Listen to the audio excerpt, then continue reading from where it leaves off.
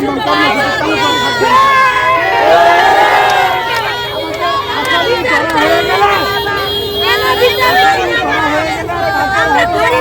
কর্মসূচি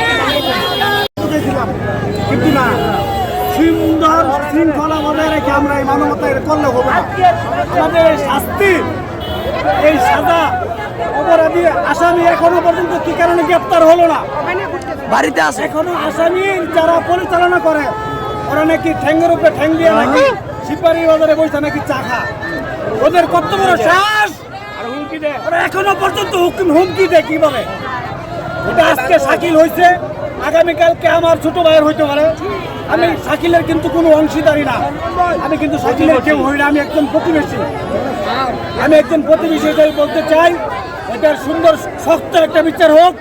আমার বাচ্চারা ঠ্যাংটা ই করে আছে, আমরা খুব মারছে আমরা পুরোপুরি হাসপাতালে গেছি, ঢাকা মহসিন গেছি, মহসিনকে ঢাকা গেছি, হাসপাতালে গেছি, আমরা কোনো সুখ বিচার পাই গেছি না।